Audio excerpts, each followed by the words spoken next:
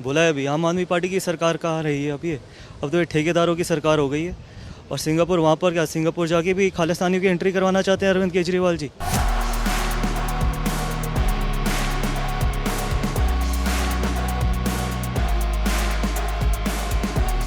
दिल्ली की अरविंद केजरीवाल सरकार नई एक्साइज पॉलिसी पर घिरती जा रही है। नई एक्साइज पॉलिसी में डिप्टी सीएम मनीष सिसोदिया के फंसने की संभावना भी जताई जा रही है।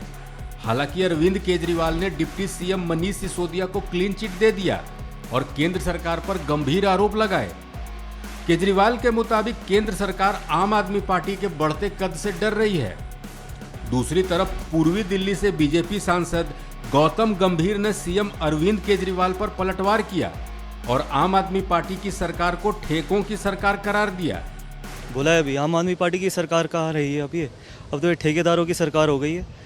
और सिंगापुर, वहाँ पर क्या, सिंगापुर जाके भी खालिस्तानियों की एंट्री करवाना चाहते हैं अरविंद केजरीवाल जी, जिस तरीके से पंजाब में करवाई है।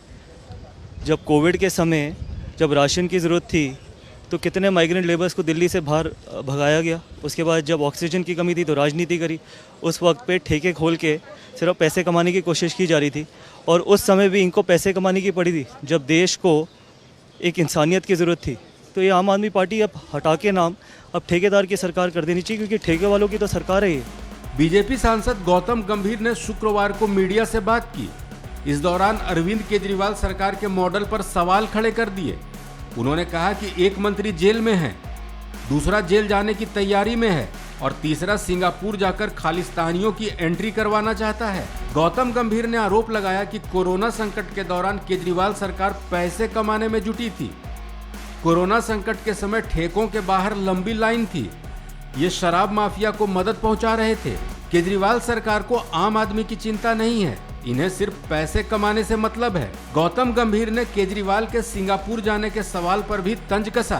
ये एक मंत्री जेल में, दूसरे जाने की तैयारी में और तीसरा जो सिंगापुर जाना चाहता है वो खालिस्तानियों की एंट्री करवाना चाहता है।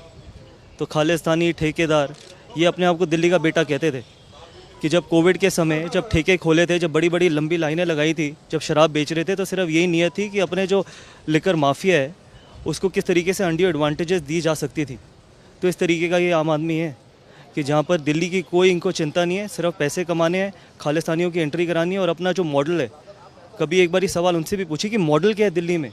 एक नया स्कूल, नया हॉस्पिटल, नया कॉलेज नहीं, एक जन रसोई नहीं, कोई इंफ्रास्ट्रक्चर पे डेवलपमेंट नहीं, कोई फ्लाईओवर नहीं। तो मॉडल क्या बताना चाहते हैं वहाँ पर? स्कूल की हालत जाके देखिए आप, हेल्थ इंफ्रास्ट्रक्चर की हालत जाके देखिए आप। तो सिंगापुर सिर्फ अपनी इमेज फिर से सुधारना चाहते हैं, फिर विज्ञापन देंगे, बड़े बड़े विज्ञापन लगाएंगे कि जी मैं सिंगापुर गया, मैंने दिल्ली का मॉडल बताया वहाँ पर। सच्ची दिल्ली का मॉडल एक ही है कि ठेकों की सरकार है। दरअसल दिल्ली के उपराज्यपाल बीके सक्सेना ने नई एक्साइज पॉलिसी को लेकर सीबीआई जांच के आदेश दिए हैं। इस जांच में डिप्टी सीएम मनीष सिसोदिया के फंसने के कयास भी लग रहे हैं। दूसरी तरफ सीएम अरविंद केजरीवाल ने मनीष सिसोदिया का बचाव किया और केंद्र सरकार पर बदले की राजनीति के आरोप लगा दिए। इसी से जुड़ा सवाल जब गौतम गंभीर से पूछा गया तो उन्होंने केजरीवाल सरकार को ठेकों की सरकार करार दिया। इस खबर में फिलहाल इतना ही। अपडेट्स के लिए बने रहिए वन इंडिया हिंदी के साथ।